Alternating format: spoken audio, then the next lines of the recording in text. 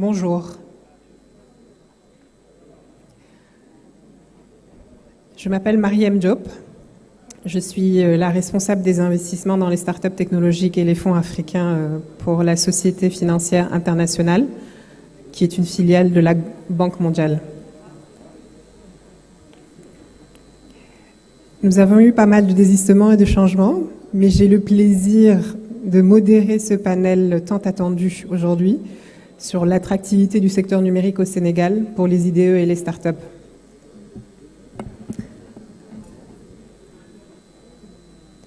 L'industrie du numérique est un vecteur de développement socio-économique, c'est un fait. Et le Sénégal est souvent cité comme référence dans la sous-région, notamment en Afrique de l'Ouest francophone. Et le Sénégal occupe également une place prépondérante dans l'écosystème technologique africain. Le panel aujourd'hui sera donc l'occasion pour nous, dans un premier temps, de dresser le bilan des principales réalisations dans ce secteur depuis quelques années, de rappeler les atouts principaux du Sénégal comme destination phare en termes d'investissement dans ce secteur, mais également de réfléchir ensemble sur les principaux défis qu'il faudra relever dans les prochaines années pour permettre au Sénégal de se hisser plus haut dans le podium africain. Nous avons réuni un panel de très haut niveau qui est très représentatif de la chaîne de valeur de l'industrie du numérique, que je vais donc présenter. Nous avons avec nous son Excellence M. Moussa Bocar Thiam, qui est le ministre de la Communication, des Télécommunications et de l'Économie numérique. Bonjour, monsieur. Malheureusement, M. Sékou Dramé du groupe Sonatel Orange s'est désisté, de même que M. Régis Louis, qui est remplacé par Mme Annick Sako, qui est la directrice générale du groupe Oracle pour l'Afrique de l'Ouest. Bonjour. Nous avons avec nous également M. Mbandou Mbouch, qui est le directeur général de Wave Sénégal. Bonjour. Nous avons également M. Massimo Dalchaco, qui est le fondateur du groupe Sidi. Bonjour. Nous avons également avec nous M. Abdoulaye Mbaye, qui est le président directeur général du groupe Neurotech, qu'on ne présente plus. Bonjour. Et enfin, M. Antoine Gomme, qu'on ne présente pas non plus, qui est le directeur d'Optique. Merci à tous d'avoir accepté l'invitation de vous joindre à ce panel. Sans plus tarder, je vais d'abord donner la parole à M. le ministre pour donner son mot d'introduction, avant d'enchaîner sur la suite du panel.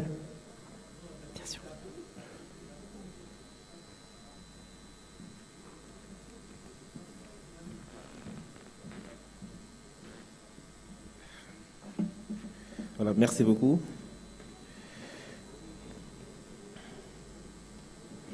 Alors, monsieur le directeur général de l'APIX, je commencerai d'abord, même de continuer mes salutations, par vous féliciter pour l'organisation de ce premier forum, Invest in Sénégal, qui d'abord montre le dynamisme déjà de l'APIX. Et vraiment, nous sommes vraiment très satisfaits du déroulement des activités depuis ce matin. Et nous voyons l'intérêt que le monde des investisseurs porte pour le pays. Donc nous transmettons toutes nos félicitations et tous nos encouragements, Monsieur le directeur général Baldé. Donc, chers représentants des agences, chers panélistes, et je vois que dans les panélistes, nous avons des investisseurs, des personnalités du monde du numérique et du digital au Sénégal et dans le monde qui sont aujourd'hui présents. Nous avons M. Ngom d'Optique, que nous félicitons aussi pour tout ce qu'il fait pour le secteur. Nous remercions l'ensemble des panélistes présents et nous remercions également l'ensemble des personnalités et personnes présentes ici dans le cadre de ce panel. Un panel très important puisqu'il concerne l'attractivité du numérique pour les investissements directs étrangers et les start-up. Alors, donc, je disais, mesdames et messieurs, d'abord, nous vivons dans un monde connecté, axé sur la technologie. Alors, comme vous le savez, le numérique constitue un moteur efficace sur lequel reposent les politiques économiques des États pour consolider leur dynamique de croissance dans le but de répondre de manière efficiente aux enjeux liés au développement durable. Alors, pour tous les gouvernements, rendre accessibles ces technologies et faciliter leur déploiement auprès de la population est devenu un enjeu majeur. Alors, fort de ce constat, le Sénégal a fait de l'économie numérique un des vecteurs de sa transformation socio-économique et la relance post-Covid. Ainsi, à travers la stratégie SN 2025, qui, je rappelle, est parfaitement alignée au plan Sénégal émergent, ce secteur ambitionne de contribuer à hauteur de 10% dans le PIB national à l'horizon de 2025. Alors, l'exécution des actions inscrites dans cette stratégie a permis d'avoir des résultats que je vais citer, notamment 4 axes de résultats. Le premier, c'est la mise en place d'un cadre d'abord favorable au développement du secteur, avec l'amélioration de la qualité des infrastructures et des services, la mise en place des coûts abordables et une offre de plus en plus diversifiée, l'adoption de la Startup Act. J'en veux pour preuve que l'arrivée des fournisseurs d'accès Internet au Sénégal, des opérateurs mobiles virtuels, des opérateurs FinTech, des opérateurs d'infrastructures, en plus des opérateurs traditionnels de télécommunications que nous avons dans le pays. Le deuxième axe, c'est le développement surtout des infrastructures, avec un accent particulier mis sur la construction d'une dorsale fibre optique pour que la connexion haut débit à l'Internet soit une véritable réalité dans le pays. La construction également de data centers répondant aux standards internationaux, la mise en place de câbles sous-marins de l'État du Sénégal pour la première fois. Le Sénégal est peut-être un pays pionnier en la matière. Nous allons enfin bientôt délivrer notre premier câble sous-marin de l'État du Sénégal. Nous avons également acquis un supercalculateur. Nous avons également démultiplié aussi les filières de formation dans les technologies du digital. Alors, en plus de ça, nous avons la création de structures nationales comme l'École nationale de cybersécurité et autres. Alors, comme troisième axe, nous avons aussi la mise en place de politiques favorables à l'innovation, à la croissance numérique pour le développement de moteurs de croissance, d'emploi et d'export, via la mise en place d'un hub multiservice régional disposant d'infrastructures IT et télécom autonomes de qualité. Comme troisième axe aussi, nous avons bien sûr la diffusion du numérique dans tous les secteurs de l'économie. Si à ce jour, des initiatives dans le domaine des FinTech ont atteint un niveau de maturité technologique élevé, et l'on constate que le modèle sénégalais s'exporte dans la région, dans la sous-région. Nous savons aussi également que la digitalisation des filières agricoles et du commerce prend également son essor et commence à attirer des investisseurs à capital risque.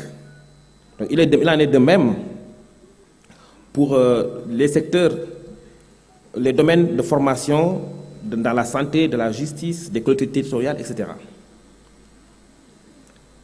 Nous savons que, cependant, certains défis restent à relever, pour lesquels nous devons attirer les investisseurs directs étrangers, pour positionner le Sénégal comme un hub technologique régional, créer des emplois de qualité, promouvoir l'innovation et diversifier notre économie. tout en améliorant bien sûr la qualité de vie de nos concitoyens. Donc il s'agit essentiellement de 4 défis. Le premier défi, c'est de doter les campagnes d'infrastructures modernes permettant l'accès au débit pour réduire fortement les inégalités et faire d'Internet une opportunité pour tous, notamment les jeunes. Deuxième défi, développer davantage les services numériques de proximité et adapter nos contextes socio-économiques.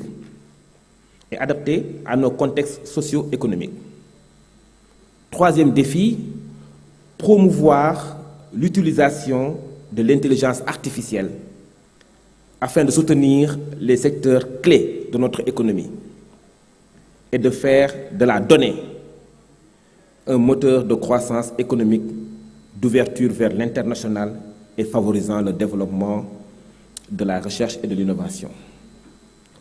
Quatrième et dernier défi, assurer la mise à niveau du cadre réglementaire du numérique et renforcer la confiance numérique.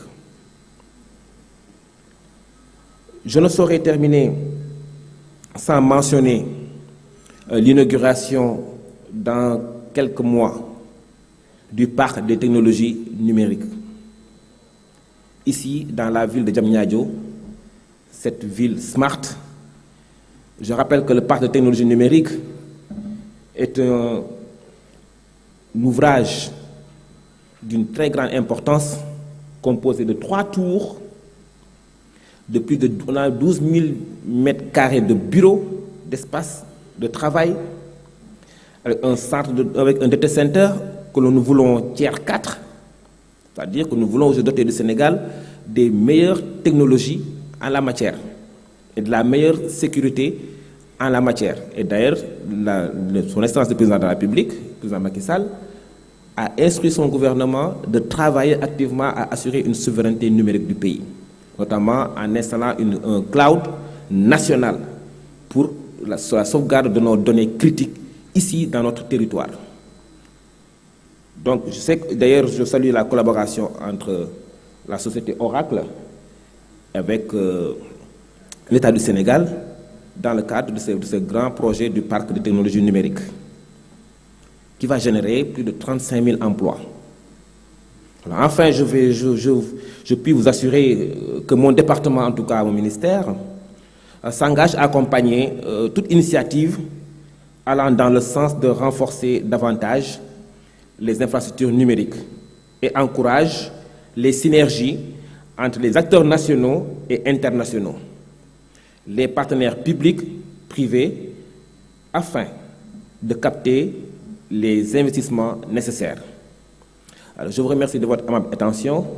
Je vais me désoler de l'agenda ministériel qui m'impose d'avoir également devoir quitter ce panel, puisqu'il y a eu un petit retard dans la programmation. Donc je tenais quand même absolument à venir ici, féliciter encore une fois l'APIX, encourager les investisseurs pour dire qu'aujourd'hui, dans le domaine du numérique en tout cas, le Sénégal est un pays, est un exemple, est un pays qui est à la pointe aujourd'hui de la technologie dans le domaine. Et donc, ces investisseurs peuvent être... il y a un marché à prendre au Sénégal. Le Sénégal, dans les prochaines années, sera un véritable hub technologique qui a plusieurs offres par rapport aux investisseurs. Et nous avons vu l'exemple des FinTech avec comme société comme Wave, qui est une réussite nationale aujourd'hui, qui s'exporte dans la sous-région aujourd'hui, est un exemple patent qu'aujourd'hui, le Sénégal, il y a de la place aujourd'hui. Il y a un marché à prendre. Avec la Startup Act, les startups sénégalaises peuvent trouver des opportunités et un accompagnement de l'État. Donc, c'est le moment idéal, en tout cas, pour qu'on puisse, en tout cas, ensemble, travailler pour arriver à un taux de croissance, un taux de participation dans le PIB, en tout cas, qui peut même dépasser 10%, comme l'on le souhaite dans le cadre de la stratégie SN 2025. Parce qu'on a vu que dans certains pays, aujourd'hui, le numérique est à presque 30, 40, 45% du PIB. Donc c'est quasiment irréversible. Nous avons un gap à rattraper. Les infrastructures sont là, les compétences sont là. Les compétences surtout sont là. Le capital humain est assuré. Donc je pense qu'aujourd'hui, les investisseurs peuvent être vraiment à l'aise pour venir investir dans le domaine, dans ce pays, dont le président de la République ce matin a rappelé les 4 piliers de ce pays-là sont la paix, la sécurité, l'état de droit. La paix, la sécurité, l'état de droit. Élément essentiel pour notre pays. Donc, monsieur le directeur général, merci encore une fois. Je remercie de votre attention. Merci.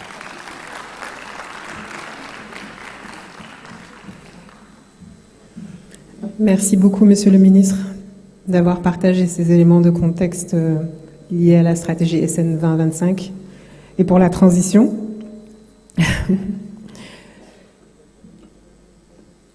Merci beaucoup.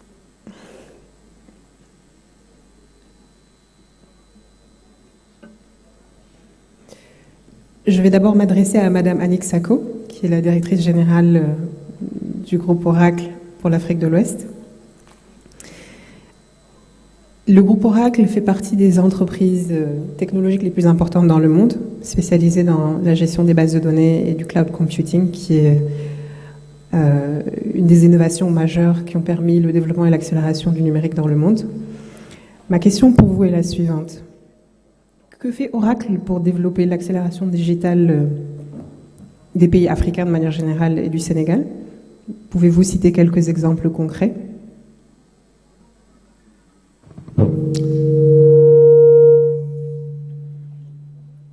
Merci Marianne. D'abord, je souhaiterais vous remercier d'avoir invité la société Oracle à participer à ce panel. Et je voudrais également féliciter le Sénégal pour l'organisation de ce forum qui est vraiment a rassemblé beaucoup de participants et qui est vraiment très prometteur.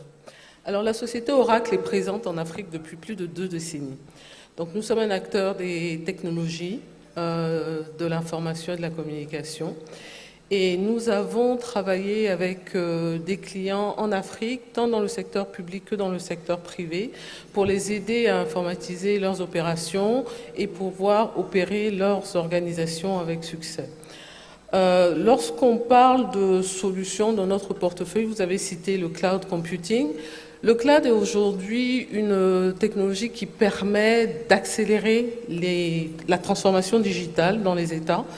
Parce qu'elle apporte, c'est une technologie qui apporte beaucoup plus d'agilité et de souplesse, tout en offrant un ticket d'entrée beaucoup plus bas, parce qu'on est dans un contexte où les clients ne sont plus amenés à faire de gros investissements de nature CAPEX, mais plutôt utilisent cette technologie-là pour accélérer leur transformation en fonction de leurs besoins et en fonction de leur stratégie. Donc aujourd'hui, Oracle dispose du réseau de cloud computing très vaste. Nous avons 42 régions. Pour nous, les régions, ce sont des data centers qui permettent aux entreprises de pouvoir avoir accès à des services cloud qui sont disponibles et entièrement prêts et qui leur permettent de consommer, si je peux dire, les fonctionnalités qui sont nécessaires à leurs opérations et à leur stratégie. Nous avons 42 régions dans le monde. Notre investissement sur l'Afrique a déjà démarré parce qu'on a déjà une région cloud en Afrique du Sud et nous avons la particularité de pouvoir mettre en place des data centers cloud, des régions cloud qui peuvent être destinées à un client particulier, par exemple un gouvernement ou alors à une entreprise qui souhaite avoir son cloud chez elle pour des questions diverses de données critiques ou de stratégie interne.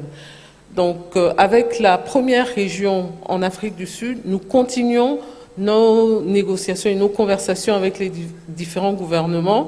Monsieur le ministre a évoqué des discussions bien avancées que nous avons déjà avec l'État du Sénégal et je suis heureuse de l'entendre citer cela lui-même.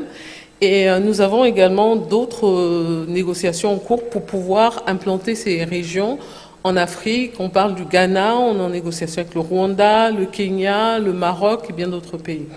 Donc, ce sont des investissements qui sont forts et qui ambitionnent d'aider les États africains, les entreprises africaines à opérer leur transformation digitale, comme je disais, avec des coûts beaucoup plus avantageux que les anciennes technologies et à accélérer l'adoption de ces technologies émergentes comme l'intelligence artificielle, l'Internet des objets, mais tout en garantissant la sécurité. Parce qu'aujourd'hui, la donnée demeure l'information, l'élément le plus critique dans un système d'information. Et Oracle aujourd'hui propose à ses clients, qu'ils soient publics ou privés, d'héberger leurs données dans des environnements très sécurisés. Et ça leur donne l'avantage de pouvoir non seulement stocker les données dans un environnement sécurisé, mais en disposer en cas de difficulté, parce qu'elles seront toujours sauvegardées et disponibles à plusieurs niveaux. Notre ambition est de pouvoir nous rapprocher des clients, en Afrique en particulier, avec nos investissements, et aussi de pouvoir un peu changer la physionomie du continent africain pour montrer que nous avons également des talents en Afrique et que nous leur offrons les possibilités de se réaliser.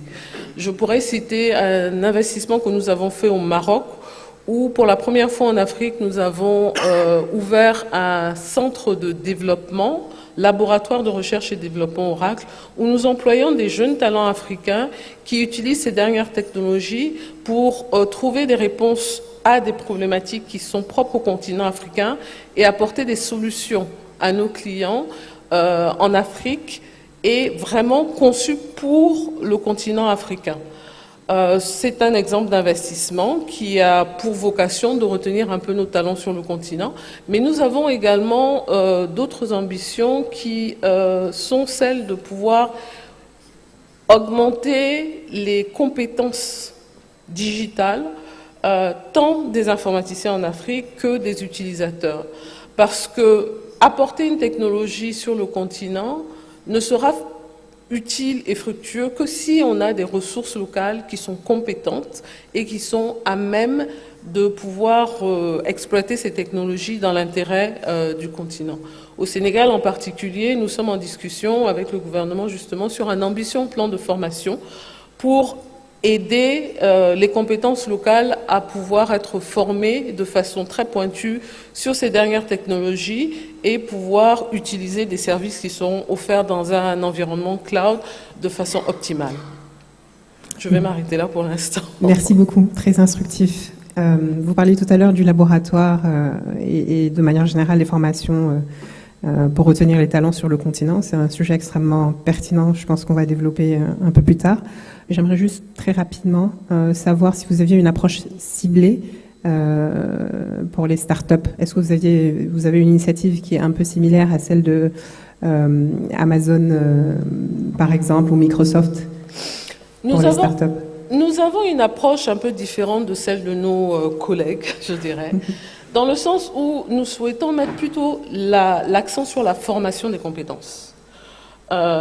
Certains choisissent de faire un investissement en dollars. Notre investissement, c'est de la formation, qui peut se traduire en dollars également, puisque nous donnons accès à des plateformes de formation qui sont entièrement gratuites, justement pour inviter tous ces acteurs des startups à pouvoir être formés, à obtenir des certifications et à pouvoir développer des solutions en ayant les bonnes compétences pour pouvoir adresser les bonnes problématiques. Donc notre investissement est beaucoup sur la formation, l'éducation, la montée en compétences de tous ces acteurs des startups pour leur permettre de pouvoir compétir avec les autres startups dans le monde entier. Merci beaucoup. Donc, mesdames et messieurs les entrepreneurs qui sont dans la salle, vous avez ici une opportunité.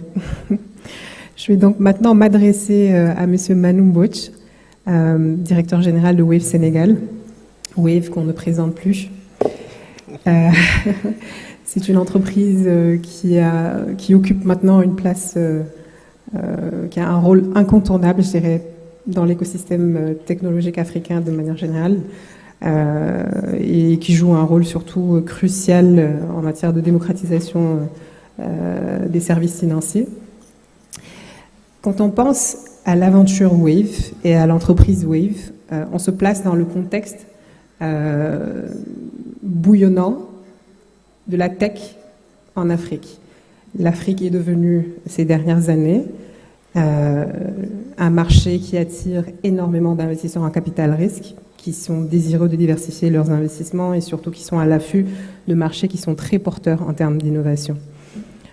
Malheureusement, il existe encore une forte asymétrie entre les pays anglophones et francophones, puisque l'essentiel des capitaux qui sont levés et injectés dans les startups technologiques sont plutôt destinés aux pays anglophones et notamment les plus grandes puissances économiques anglophones. Donc, je ne citerai pas, j'imagine que toute l'audience connaît déjà par cœur. Et ça se traduit par le fait que aussi l'Afrique francophone n'a capté ces dernières années que 5 à 6% de tous les investissements destinés aux startups technologiques sur le continent. Quand on regarde Wave, depuis l'avènement de Wave, le Sénégal s'est hissé à la 5e place en termes de capitaux levés sur le continent, juste derrière ses puissances économiques. Ce que d'aucuns n'arrivent pas à justifier par la petitesse du marché, et bien sûr par rapport à d'autres critères. Donc on s'interroge, on se pose tous la question de savoir quelle a été la motivation des fondateurs de Wave à s'installer au Sénégal, à choisir le Sénégal comme pays pour lancer les premiers services d'abord avec Sandwave. Je pense que beaucoup d'entre nous aimeraient vraiment entendre l'histoire de Wave depuis la genèse et avec Sandwave. Merci beaucoup, Mariam.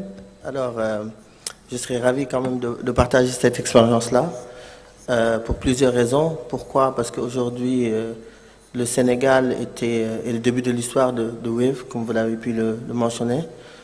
On arrive en Afrique de l'Ouest en 2018, en 2017 plutôt, et on doit décider d'où est-ce qu'on lance l'activité. On est conscient de la solution qu'on a, des problèmes qu'on veut régler, et on se dit où est-ce qu'on démarre. Alors pour venir à l'attractivité du Sénégal, déjà le Sénégal est un pays très calme, où on a quand même des ressources. Aujourd'hui, la majeure partie de l'équipe de Wave est les Sénégalaises. Et ensuite, on arrive dans un marché où la technologie, comme Monsieur le ministre l'a enseigné, est arrivée à un point de performance, où l'accès à la data est quand même assez généralisé, et où on se rend compte quand même qu'il y a des problèmes à régler au niveau de l'accès à la finance digitale.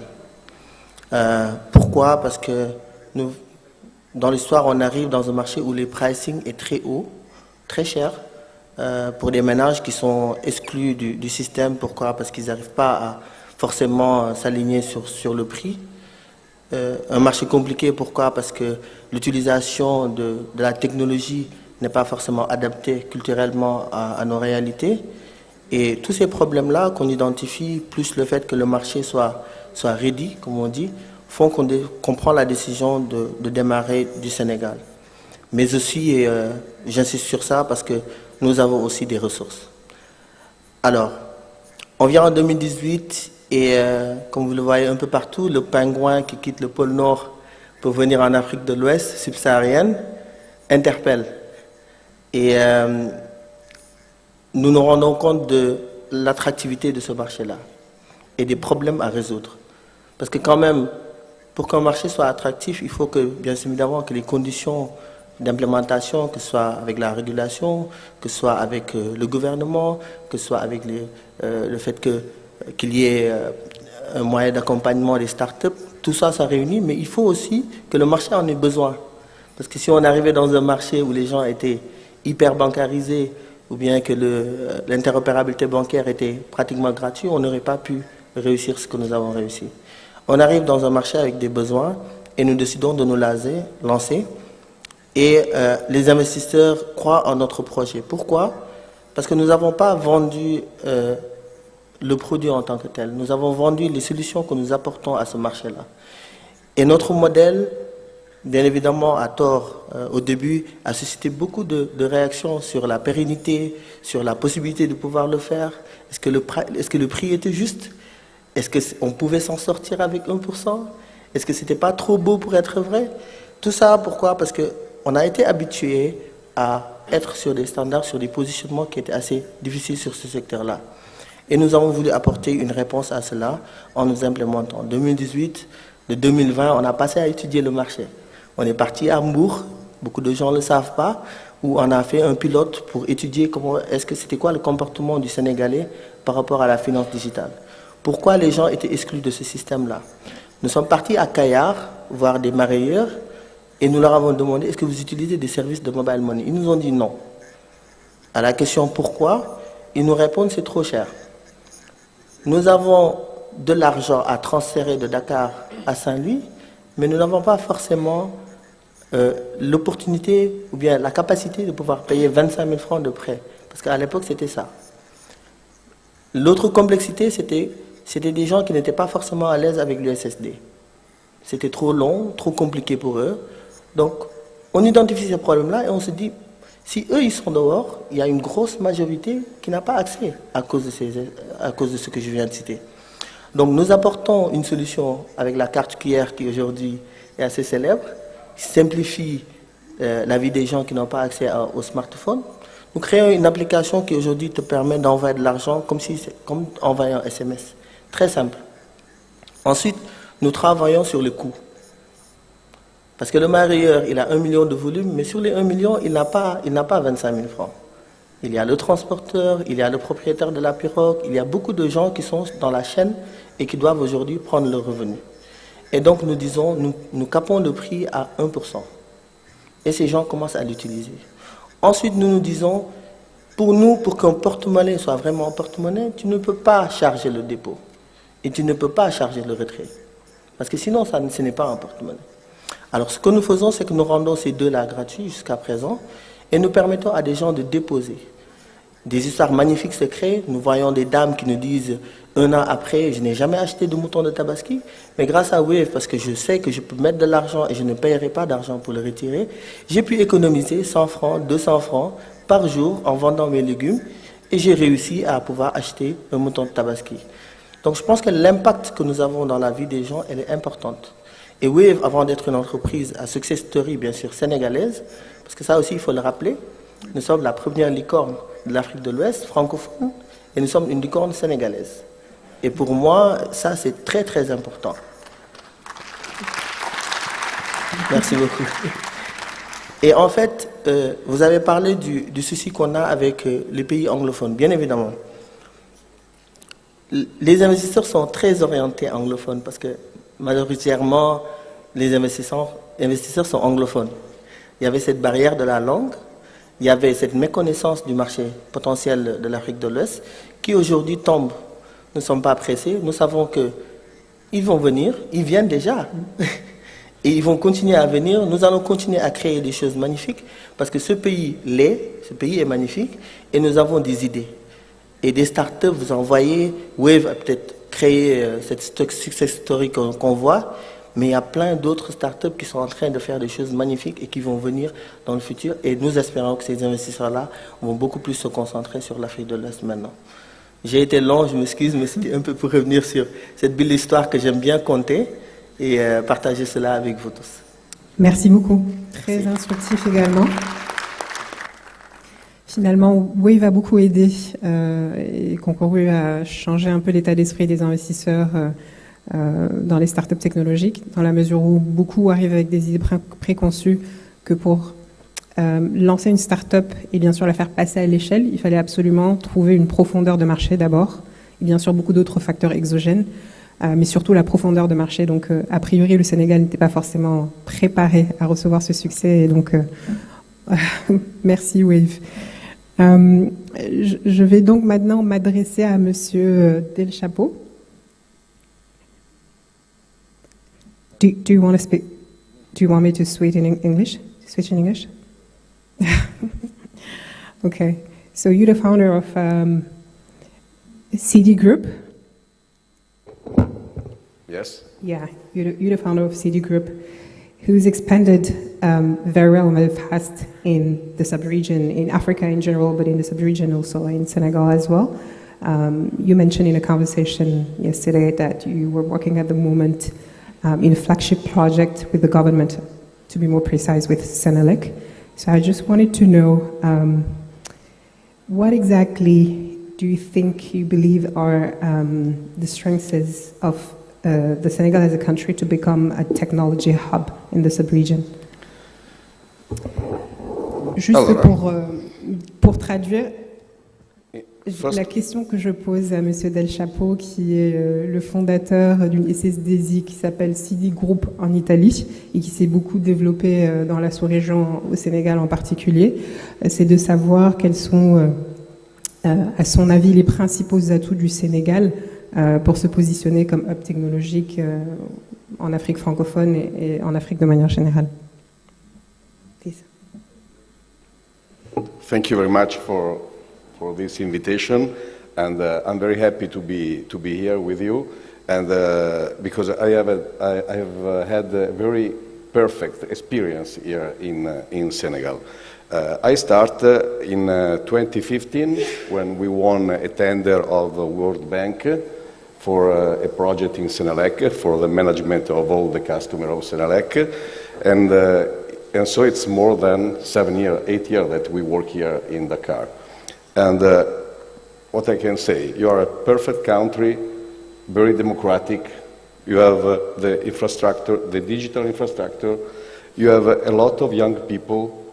And you are lucky because you start with all new technology. And so this is a big opportunity, I think, no? Because if I see my company, I am not the founder of CD Group, but it was my father more than 50 years ago. And so we have seen a lot of technology in these 50 years. And a lot of problem that we have in Italy is that when you have a company with a very old technology, to change it is very difficult. Not for the technology, but for the culture of the people that work inside the company. And this is, I think, the most important thing. The people and the culture, the training of the people, the culture of the people in the companies. And you have also another very lucky way that you can use all the best practices that you can use from all over the world. Because with the new system, with the new software, you cannot, you have the new technology, but you can use also all the best practices. Because, for example, we have listened today from your president to you can simplify all the processes in your public administration, and what better than to look what other countries have done and to copy the same things. Because in software, the best thing is to take what works and to copy it, not to invent anything more. And so I think that, especially Senegal, if I see, because I also represent for Italy all the entrepreneurs of the digital company for all Africa and Middle East. And so I see that Senegal is more, how I can say, modern than other countries around it. And for this reason, you have young people that learn very fast. You are a modern country, very democratic, with a lot of infrastructure. It's like, I can say, natural to be the hub for a lot of countries around you, not in the Francophone world in the west side. And it's very interesting also for Italian company, because for us could be a very important opportunity to develop our business in a win-win partnership with other partners in your country. Because also we have done this project, this big project, but with a partner here, with a very important partner that worked with us, and especially in the COVID period, it was very interesting because we cannot travel, but we go on travel, work in the same way. And so this is, I think, a very big opportunity that we have. For us, as a business opportunity, and for you to have a partner from Italy, because I don't like to say Europe or Africa. I like to say Italy and Senegal. I like this kind of partnership in a win-win way for both could be really a big opportunity. Thank you so much. L'échange, enfin le propos de M. Del Chapo a beaucoup porté sur le fait que plusieurs critères sont réunis au Sénégal pour en faire naturellement un hub technologique. Il salue aussi l'existence, bien sûr, au-delà de la stabilité économique et politique, il salue l'existence de talents, d'un vivier de talents. Et bien sûr, il encourage plus de développement des synergies et des opportunités commerciales entre l'Italie et le Sénégal, pour faire très court, sans me lancer dans une traduction littérale. Je vais maintenant me tourner vers Monsieur May, qui est le DG de Neurotech, qu'on ne présente plus, qui est une des pépites et des fiertés sénégalaises, une SS2I qui s'est beaucoup développée ces dernières années. J'aimerais beaucoup que vous reveniez un peu sur toutes les étapes qui ont jalonné, je dirais, le succès de Neurotech, puisque c'est reste un succès. Son expansion, notamment géographique dans la sous-région. Vous aviez parlé de levée de fonds successifs dans nos premiers échanges, et également une transformation interne et une évolution naturelle vers de nouveaux services. Pourriez-vous nous en dire plus, s'il vous plaît ?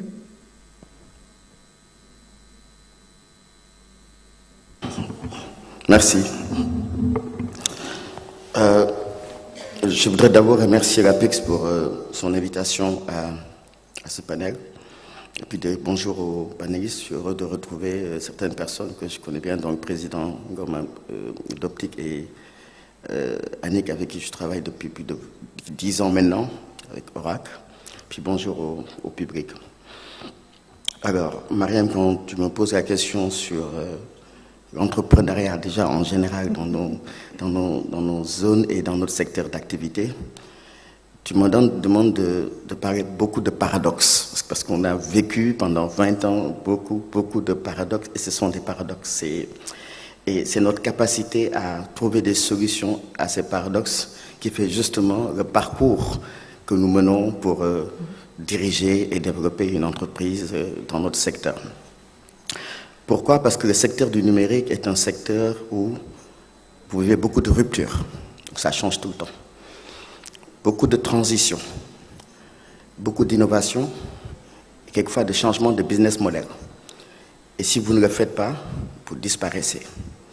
Si vous ne le faites pas, d'autres prennent votre place très rapidement.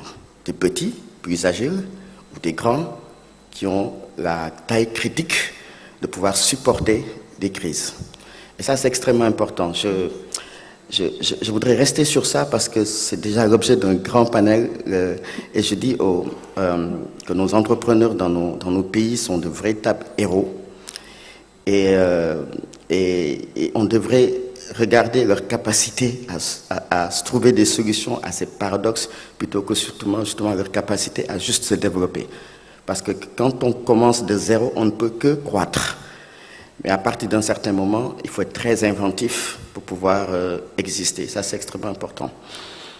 Alors, ce qui a fait peut-être la force de Neurotech, c'est que nous avons toujours réinvesti les bénéfices et les fonds qui ont été générés par l'entreprise. Donc ça, c'est quelque chose qui nous caractérise.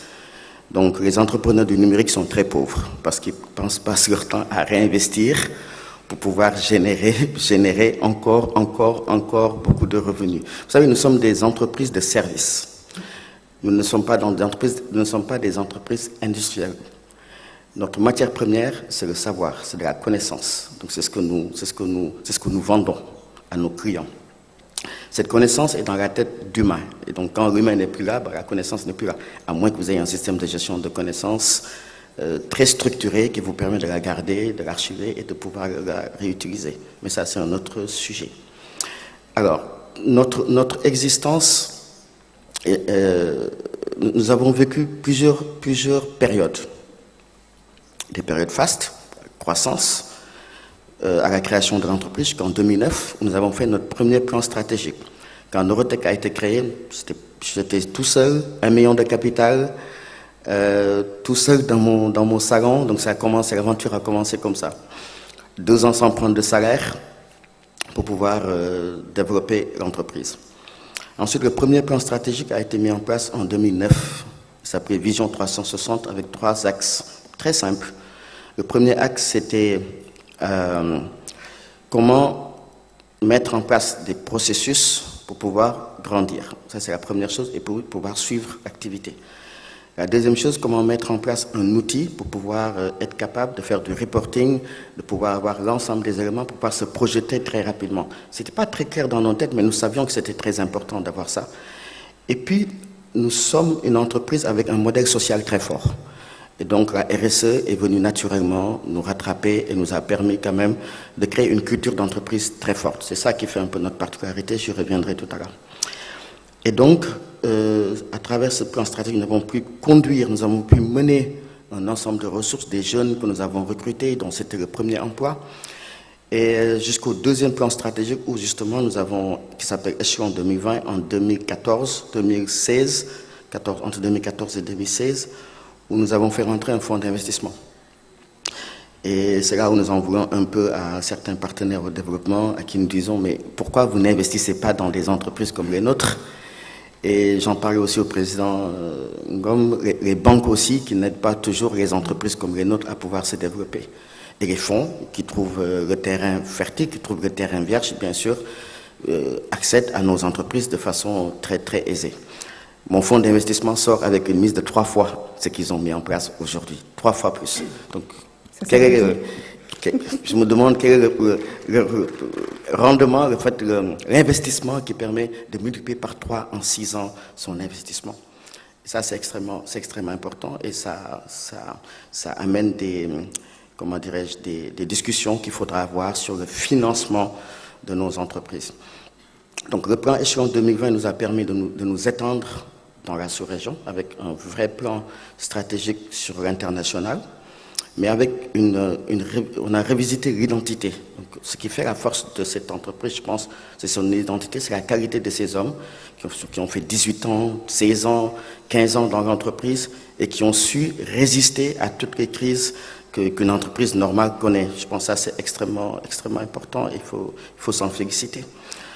Certains sont associés maintenant et continuent bien sûr leur parcours dans l'entreprise.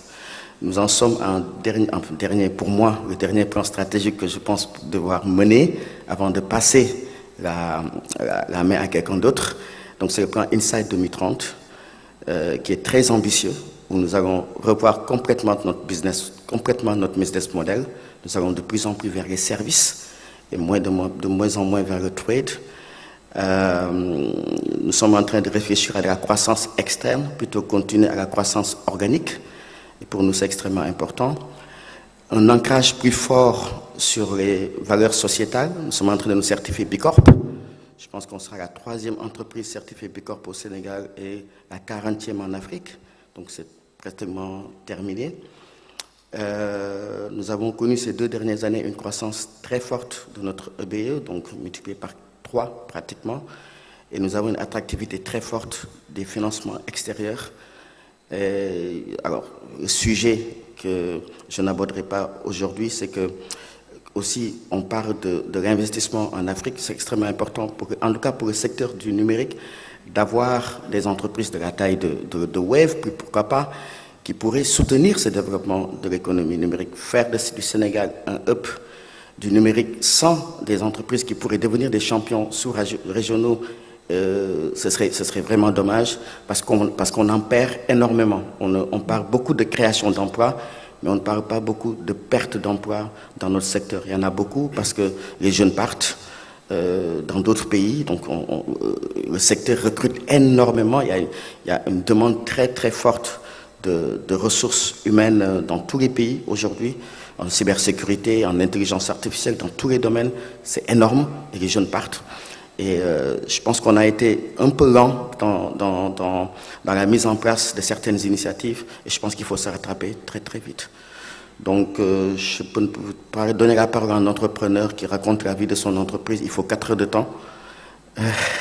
Donc je vais essayer de raccourcir pour permettre au président d'Optic de compléter, parce que je pense qu'on a aussi les mêmes préoccupations. Il est aussi chef d'entreprise, tout en étant président de notre organisation patronale.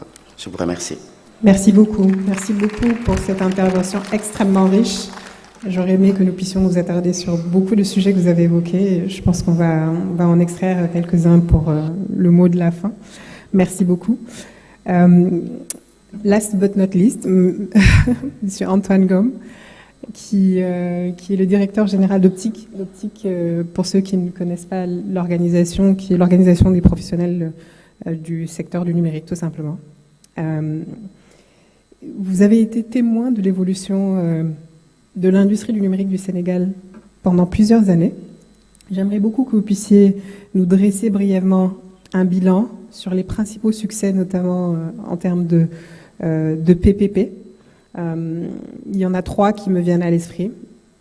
La stratégie SN 2025, la Startup Act et la création de l'ADER et d'autres, l'ADPME et d'autres structures qui accompagnent les entrepreneurs dans ce secteur. Merci Mariam. Alors oui, je suis le président d'Optique. C'est une organisation professionnelle. Je vais dire quand même quelques mots là-dessus. Donc ça rassemble effectivement toutes les entreprises du numérique du Sénégal, entreprises du numérique au sens large. Hein. On y retrouve toutes les catégories d'entreprises, que ce soit des grandes entreprises comme les opérateurs de télécommunications. Dommage, Sonatel, Orange n'est pas là, mais ils sont membres, ainsi que Free, Expresso, CSU. On y trouve aussi de grandes multinationales comme Atos. On y trouve des entreprises nées ici au Sénégal qui ont grandi, qui sont devenues des success stories, comme Norotech, qu'on vient d'entendre. Bon, je n'ai pas parlé de ma société, je suis là aujourd'hui comme président d'Optique, et donc je vais parler pour l'ensemble des entreprises de notre secteur. Et puis il y a aussi des startups comme Wave, qui est là, qui est la première licorne du numérique en Afrique francophone. Donc tout ça pour dire que c'est une organisation qui regorge vraiment de beaucoup d'expertise, d'entreprises qui ont réussi. Là, j'ai parlé juste des acteurs qui sont sur le panel, mais on a quand même, je crois, un écosystème d'entreprises très performantes. Il y a 2 semaines, j'étais à Québec dans le cadre de la rencontre des entrepreneurs francophones, 30 pays à travers le monde, et sur les 3 prix qui ont été décernés, 2 ont été décernés pour le Sénégal. Donc, pour montrer un peu la performance de notre écosystème. Alors, en tant que président d'Optique, oui, vous l'avez dit, hein, je suis un témoin privilégié de l'investisseur, qu'il soit national, régional ou international.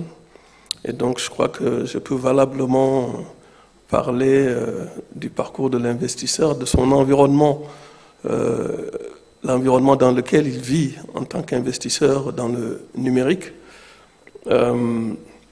L'investisseur dans le numérique, quand il arrive, je crois que la première question qui se pose, c'est est-ce qu'il y a une feuille de route du numérique dans le pays? Est-ce qu'il y a une vision? Oui, on a une vision, on a une feuille de route qui est la SN 2025, qui a été brossée tout à l'heure par le ministre. Comment est considéré le numérique par rapport aux autres secteurs? Le numérique est un secteur prioritaire dans le cadre du plan Sénégal émergent depuis le début, et le reste. Et d'ailleurs, de plus en plus, je veux dire, le numérique est renforcé dans cette position de secteur prioritaire. Donc ça, c'est important pour l'investisseur d'arriver et de savoir que on est dans un secteur qui est vraiment prioritaire pour la politique de développement du pays. Ensuite, on se pose la question, l'environnement légal et réglementaire dans lequel on est-ce qu'il est favorable? Je ne vais pas rentrer dans les détails, mais si on a vu les success stories dont on a parlé, je pense qu'on peut imaginer que l'environnement est quand même favorable. Mais ce dont je vais surtout parler, c'est comment en fait les réformes du secteur sont faites pour que ceux qui investissent, qui viennent au Sénégal, sachent que l'environnement, les réformes ne sont pas faites n'importe comment. C'est-à-dire que toutes les réformes du secteur sont faites de manière inclusive. Nous, secteur privé, nous nous asseyons à côté du secteur public et nous concevons les réformes ensemble. C'est le cas de plusieurs réformes dont je pourrais parler, mais je vais donner l'exemple du Conseil présidentiel des investissements actuellement, qui a été relancé. Il y a 4 groupes de travail dans ce Conseil présidentiel des investissements. Pour rappel, le Conseil présidentiel des investissements, c'est là où vraiment se prennent les décisions sur les grandes réformes structurantes de l'économie, soit de manière globale, soit de manière sectorielle. Donc le numérique fait partie des 4 groupes de travail. Ça montre encore l'importance qu'on donne au numérique. Et devinez quoi, ces groupes de travail, on demande au secteur privé de les piloter. Et donc le numérique, le groupe de travail du numérique, c'est Optic qui le pilote, c'est moi-même qui suis le président en fait du groupe de travail du numérique. Et donc nous impulsons, nous, secteur privé, les réformes concernant notre secteur. Donc c'est important aussi, c'est important pour l'investisseur qui vient de se dire qu'on ne va pas du jour au lendemain modifier, en fait, mettre des réformes en place qui vont faire que en fait, l'environnement ne soit plus attractif. Mais l'environnement, c'est à la fois défini au niveau national, mais c'est défini aussi au niveau régional, parce qu'on est dans l'espace UEMOA. Et donc ce qu'on a fait, nous, secteur privé de la région, au sein d'un regroupement qui s'appelle Optic, c'est se mettre tous ensemble dans l'UEMOA pour aller en amont des réformes communautaires au niveau de la commission de l'Union de l'UEMOA, et donc faire la même chose, c'est-à-dire impacter en amont sur les réformes qui sont édictées et qui doivent être donc imposées et qui doivent être donc appliquées dans les différents pays. Donc c'est dire que l'environnement ne nous est pas imposé, nous, secteur privé, ici au Sénégal et dans la région. Et donc c'est très très important, je pense, pour l'investisseur. Oui, les différents facteurs qui favorisent le développement d'une entreprise du numérique, c'est également, bien entendu, le capital humain. Je crois que je ne vais pas trop développer là-dessus parce que il y a donc Abdoulaye qui en a parlé, mais c'est juste pour dire que s'il y a une capitale où foisonne au maximum des écoles de formation, notamment dans le domaine du numérique, c'est ici au Sénégal, même s'il n'y en a pas toujours assez, parce que comme le dit Abdoulaye, on a de très bonnes ressources, et donc elles partent, ces ressources partent, mais on a quand même, je veux dire, un écosystème d'écoles de formation, de programmes de formation, de curricula dans le numérique qui font que, je veux dire, on retombe quand même sur nos pieds. On a ici quand même un vivier de capital humain très très important. Dans le domaine des infrastructures également, on veut investir, on se pose la question en matière d'infrastructure. Là aussi, je pense que le Sénégal a toujours été connu, notamment en matière d'infrastructures de télécommunications, comme vraiment étant un pays qui a une très très bonne infrastructure. Pareil, on veut innover, on est une start-up. Dans quel environnement on évolue ici au Sénégal? Je crois qu'on a parlé, le ministre a dû en parler, de la loi start-up.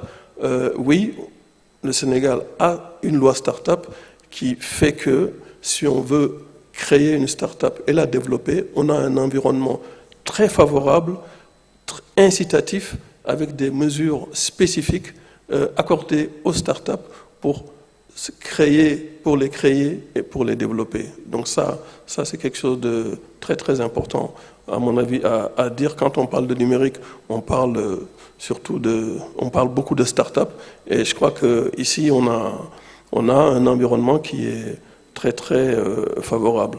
Alors je pense que, parlant d'environnement, et ça, je fais référence à la SN 2025, parce que ça apparaît dans votre question. Et je crois qu'on a vraiment aujourd'hui un environnement favorable. Mais vous me permettrez quand même de parler des opportunités qui s'offrent à l'investisseur qui vient ici au Sénégal.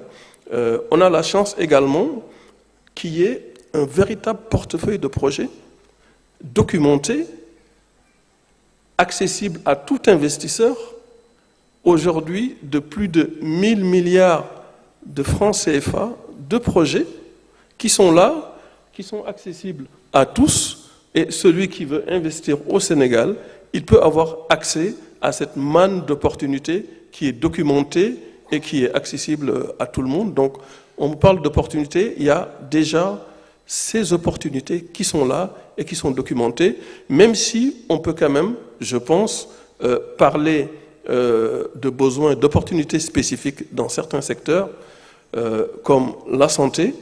Je crois que après la Covid, on s'est posé beaucoup de questions et décidément, on s'est résolu à attaquer en plein front, en fait, la digitalisation du secteur de la santé.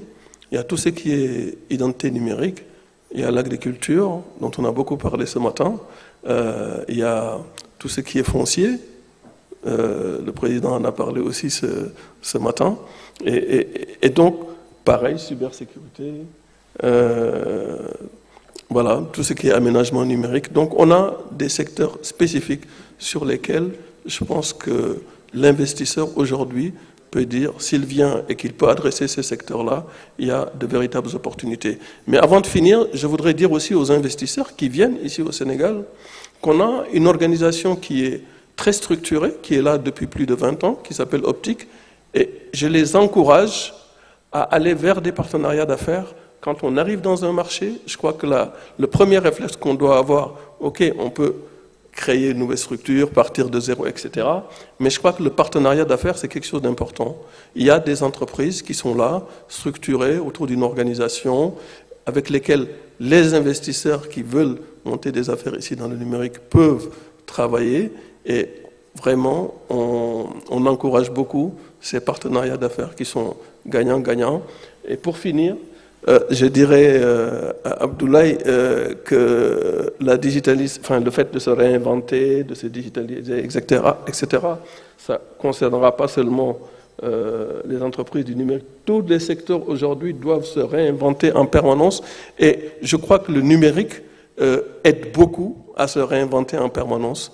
Nous devons, en tout cas pour arriver à l'émergence à 2035, comme ça a été dit ce matin, accélérer notre transformation digitale. Donc, il y a énormément de choses à faire dans le cadre du numérique. Merci. Merci beaucoup, M. Ngom. Avis aux investisseurs dans la salle. Optique est un point d'entrée pour vous au Sénégal. Merci beaucoup. J'avais une toute petite question avant de passer à la suite. Brièvement, un point sur la Startup Act, la loi pour les startups. Où on en est? Est-ce qu'elle est exécutée aujourd'hui? Est-ce que vous en voyez déjà les premiers bénéfices? Est-ce que vous avez des exemples concrets? Je pense que beaucoup de gens sont demandeurs. Ce qu'il faut savoir, c'est que donc cette Startup Act-là, elle permet vraiment de donner des avantages aux startups existantes ou bien aux startups qui veulent se créer. Ces avantages, c'est à la fois en matière de facilité, ça peut être au niveau douanier, ça peut être au niveau fiscal, ça peut être en termes d'accompagnement, de renforcement de capacité, ça peut être en termes de garantie, en termes de financement. En fait, tout ce dont une start-up a besoin pour se concentrer uniquement sur son activité et que tout ce qui est autour qui peut permettre de le booster, que cette loi start-up lui amène cela. Donc, c'est un peu ça, c'est bon d'expliquer ça un peu pour que l'on sache qu'est-ce qu'il y a comme contenu dans ces start-up. Et donc, si on est enregistré et qu'on est labellisé, on a accès à une palette de services qui vont permettre de créer rapidement, de croître, de se développer. Alors, tout le dispositif est en place pour vraiment être opérationnel. Mais oui, vous avez raison. Aujourd'hui, il va falloir presser le pas pour que ces startups puissent enfin commencer à bénéficier de cet environnement qui est maintenant en place. Et donc, le ministre n'est pas là, mais j'allais lui dire, maintenant, pressons le pas, accélérons et faisons en sorte que ces avantages qui sont offerts aux startups, que ces startups puissent commencer dès maintenant à en bénéficier. La loi est là, les décrets d'application sont là, mais maintenant, l'opérationnalisation, c'est ça qu'il faut faire. Et on appelle tous les jours donc le ministère et l'État à presser le pas pour rendre cela opérationnel. Mais c'est déjà un grand pas. Merci beaucoup. Alors, on a brossé un tableau très positif du Sénégal comme environnement favorable et propice, bien sûr, et incitatif aux investissements dans l'industrie du numérique de manière générale. J'aimerais beaucoup vous entendre maintenant sur les défis. Certains d'entre vous ont évoqué un certain nombre de sujets sur lesquels j'aimerais beaucoup qu'on revienne. Bien sûr, par souci de temps, on ne pourra pas aborder tous les sujets. Mais personnellement, il y a d'abord un objectif qui me parle et sur lequel j'aimerais beaucoup vous faire réagir. Dans la SN 2025, un des objectifs majeurs est de pousser le Sénégal booster un peu l'industrie numérique au Sénégal, à contribuer à hauteur de 10% du PIB à horizon 2025, 2 ans. Il y a 10 ans, si je me souviens bien, l'Internet, si on extrait seulement la part de l'Internet dans le PIB africain, la moyenne était de 1,1%. Il est vrai que le Sénégal se démarquait, hein, il était encore dans les bons élèves, puisque le Sénégal, à l'époque, affichait déjà 3,3% de contribution au PIB. Et beaucoup se targuent d'ailleurs d'en être un peu les moteurs. Aujourd'hui, on est à 2 ans de cet objectif. Où est-ce qu'on en est? Et j'aimerais également vous entendre sur certains défis qui caractérisent beaucoup notre écosystème, à savoir la fuite des cerveaux. Ce n'est pas unique au Sénégal, ça arrive dans beaucoup de pays africains. La main-d'œuvre pas chère est en train de nous échapper. Elle part entre les mains d'autres pays. Comment on peut susciter des vocations dans les filières technologiques et comment, peut-être pour compenser cette fuite des cerveaux, on peut attirer des talents parce que justement on a un cadre juridique réglementaire qui incite ces talents à pouvoir trouver des opportunités locales et à contribuer au développement des écosystèmes locaux. Le deuxième sujet en termes de défi, c'est l'accès au financement et l'accès au financement à tous les stades de développement. On a des cas emblématiques comme celui de Wave. Neurotech a dû lever des fonds à certains moments de son cycle de développement.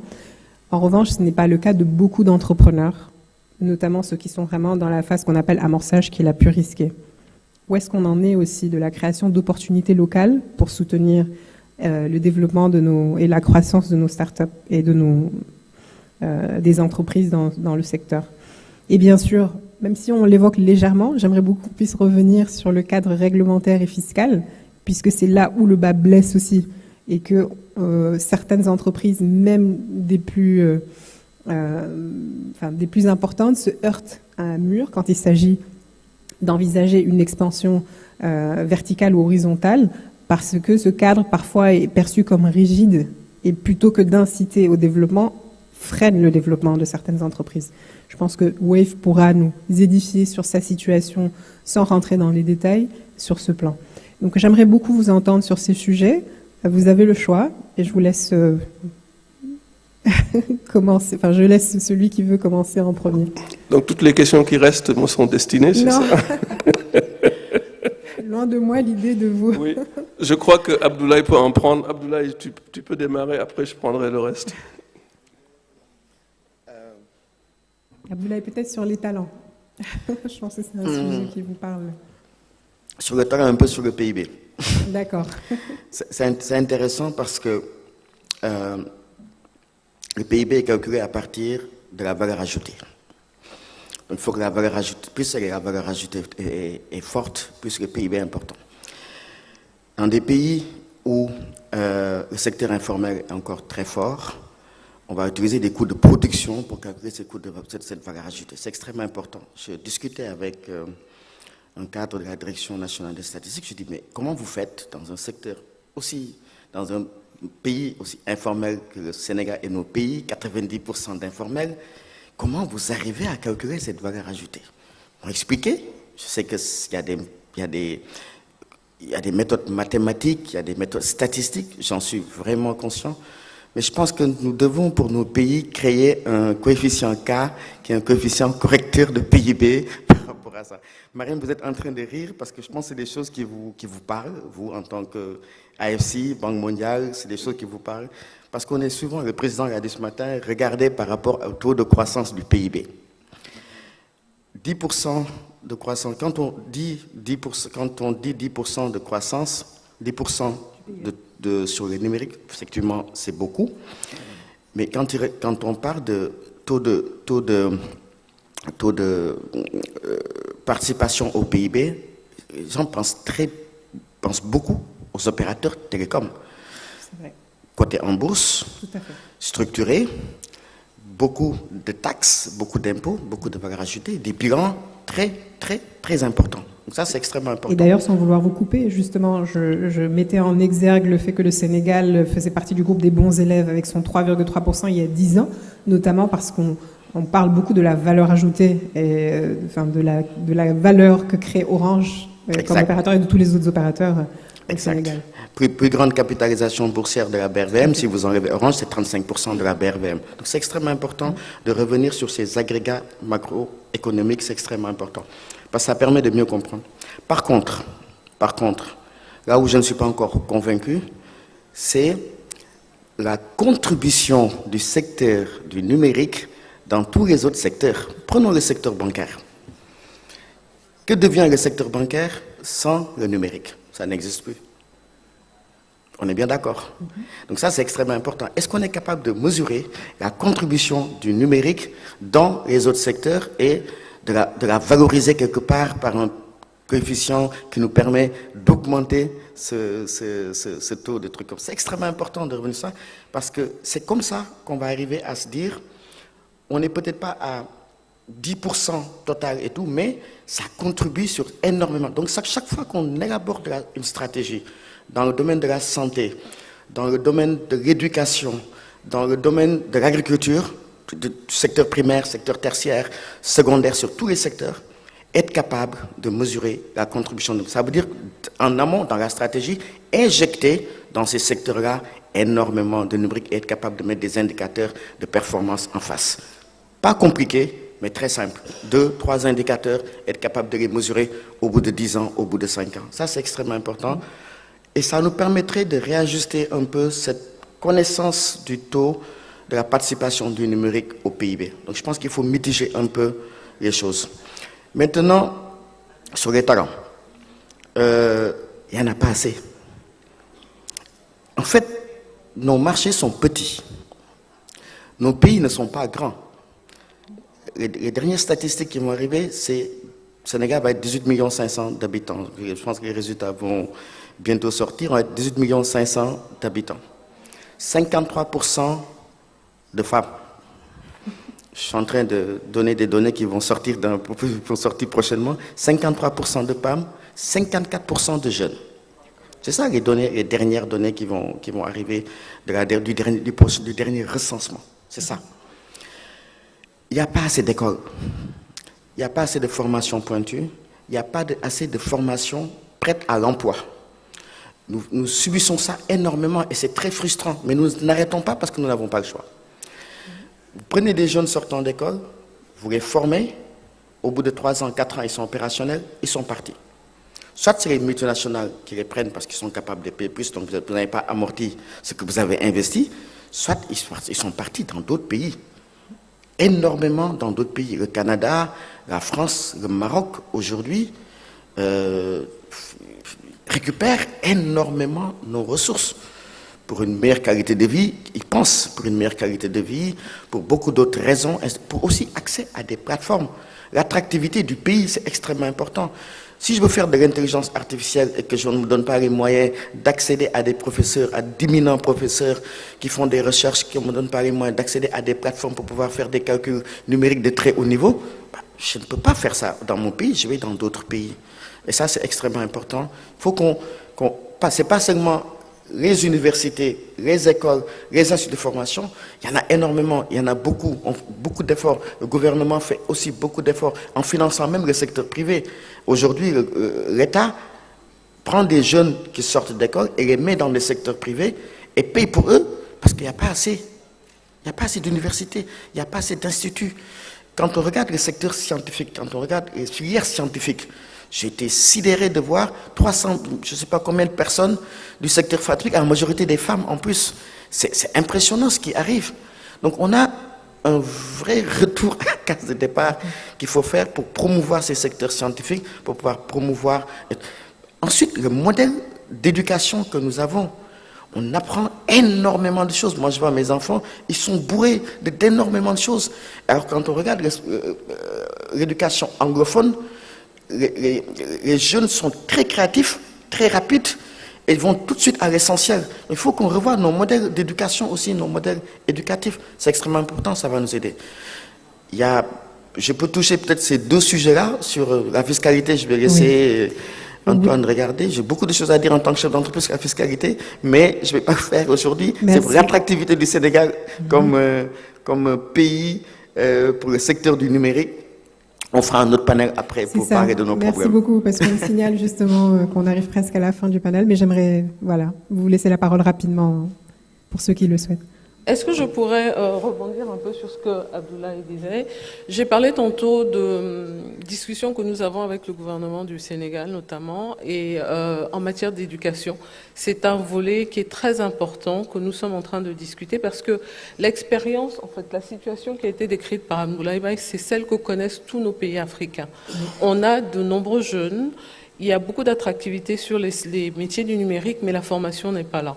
Donc, ce qu'on essaie de faire, par exemple, je donne l'exemple d'Oracle, c'est d'arriver à un programme de formation qui permette aux jeunes, dans un certain cadre qui sera défini par le gouvernement, d'avoir accès à de la formation. Aujourd'hui, le cloud permet de faire de la formation en ligne, de la formation de très grande qualité.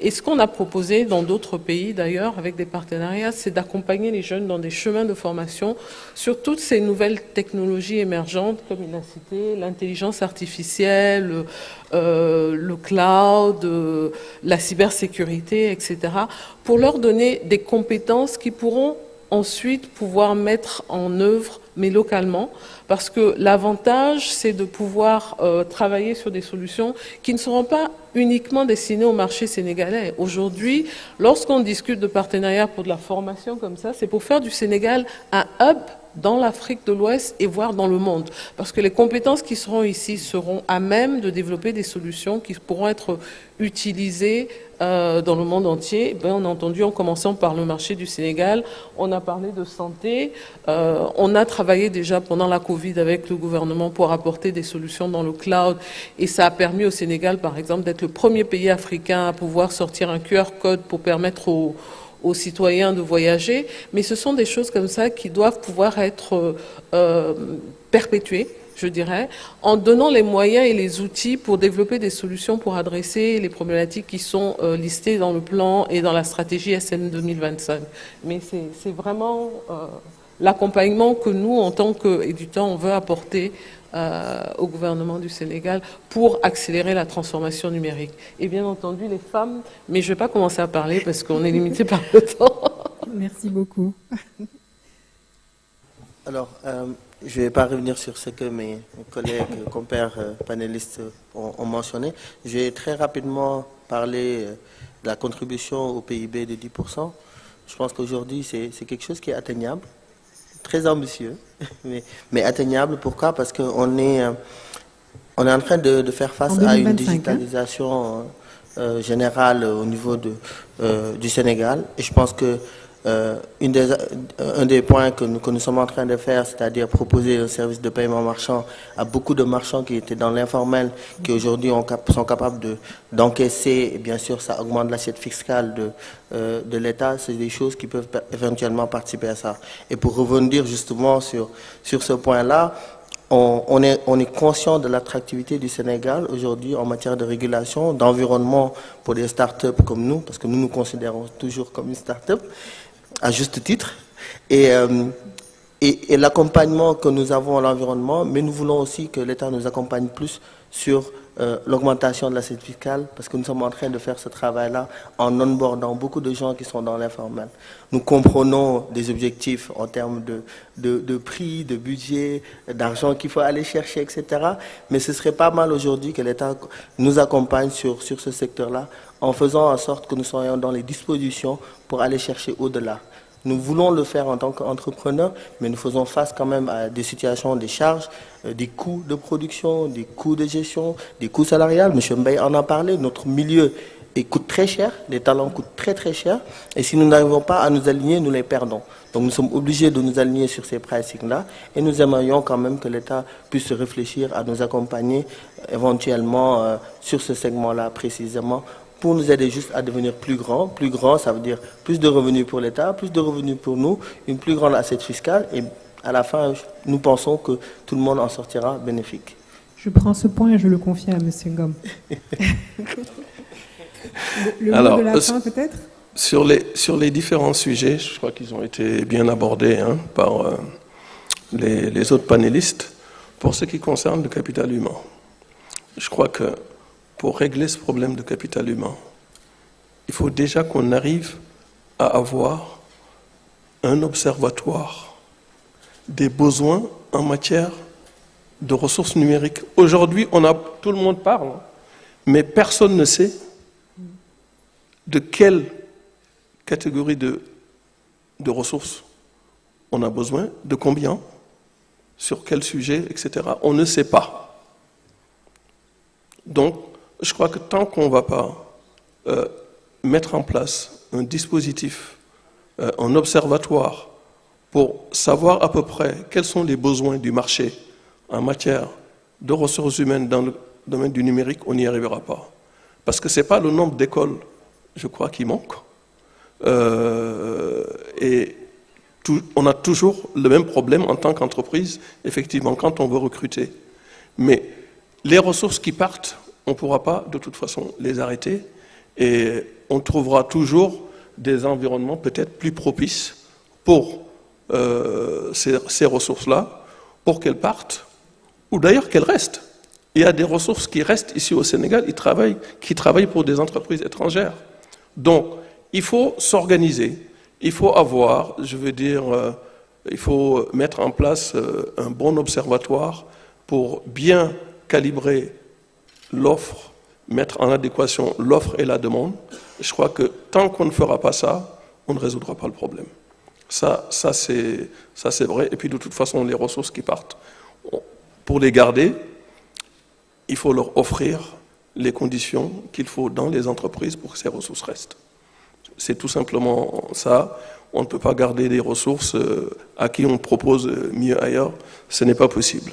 Ça, je pense qu'on voudrait juste se leurrer, mais la seule réponse, c'est de leur offrir des conditions, les amènent à rester là où ils sont. Ça c'est vraiment mon avis. Sinon, c'est vouloir arrêter la mer avec ses bras. Pour ce qui concerne le pourcentage du numérique dans le PIB, je suis d'accord un peu avec Abdoulaye, c'est-à-dire qu'on n'arrive pas à mesurer l'impact que devrait normalement avoir le numérique dans le PIB à travers sa diffusion dans les différents secteurs. Mais je crois que si on arrive à lancer et à rendre opérationnel l'ensemble des grands projets qui sont prévus dans la SN 2025, tous les grands projets dont j'ai parlé tout à l'heure avec l'énorme budget qui est en face, je pense que le fait qu'on a vraiment une accélération de la transformation structurelle de l'économie, je crois qu'on devrait pouvoir, en tout cas, peut-être pas 10, mais en tout cas pas très loin de ça, pas dans 2 ans, ça je suis d'accord avec vous, ça sera pas le cas, mais je crois qu'on peut quand même pousser ce taux-là à travers tous les grands projets qu'on a aujourd'hui. Donc c'est ce que je pense côté fiscalité. Je crois qu'au niveau fiscalité, c'est vrai qu'avec le niveau d'informel qu'on a dans notre économie, on aura toujours, tant qu'on n'aura pas élargi l'assiette de fiscalisation, on aura toujours une pression fiscale forte sur les entreprises formelles, malheureusement. Et donc, j'espère que l'administration fiscale qui travaille depuis quelques années sur un programme qu'on appelle YATAL, élargir l'assiette fiscale, va réussir dans ce programme-là d'élargissement de l'assiette fiscale. Je crois que c'est ça qui va permettre de baisser un peu la pression sur nos entreprises. Ça ne concerne pas seulement le numérique, hein, mais ça concerne l'ensemble des secteurs. Mais aussi pour dire que toutes ces réformes fiscales-là, nous sommes quand même assis à côté des pouvoirs publics pour échanger sur ces réformes fiscales. Ce n'est pas des choses qui nous tombent dessus. On discute en toute responsabilité avec les autorités sur la fiscalité, bien que le dernier mot leur revienne.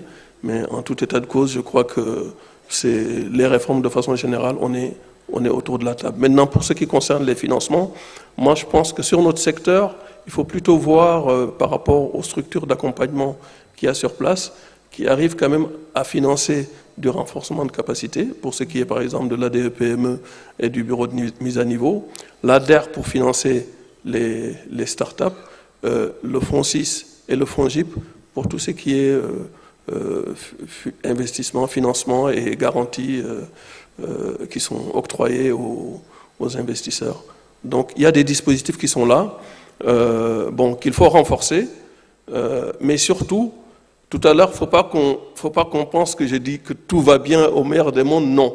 Ce que j'ai dit d'ailleurs au CPI il y a quelques jours, c'est que, en gros, en fait, on a toutes les pièces du puzzle, mais on n'arrive pas forcément toujours à les emboîter, et on n'arrive pas d'ailleurs à mettre en œuvre les réformes rapidement. On a parlé tout à l'heure de la loi Start-up. La réforme est là, elle n'est pas encore complètement opérationnalisée. Donc ça, c'est des choses qu'il faut régler. Il faut régler la vitesse d'exécution, la vitesse de mise en œuvre. Il faut régler en fait tout ce qui est opérationnalisation des réformes. Et ça vaut pour notre secteur. Merci infiniment à tous. Je pense que l'audience sera d'accord avec moi. C'était le meilleur panel de la journée. Je vous prie de les applaudir très fort. Merci beaucoup. Alors, il était prévu d'ouvrir les questions au public. J'essaye de voir si les personnes organisatrices sont dans la salle pour me guider. Est-ce que quelqu'un a une question? Non, on n'a pas le temps. D'accord. Bon. Malheureusement, je crois qu'on va devoir s'arrêter là, mais vous avez la possibilité d'échanger avec les intervenants, bien entendu, après le panel.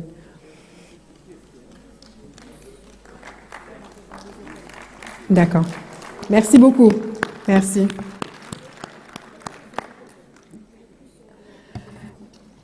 Bon, apparemment pour ceux qui attendent les bus sont dehors. D'accord, les bus pour vous ramener à vos hôtels.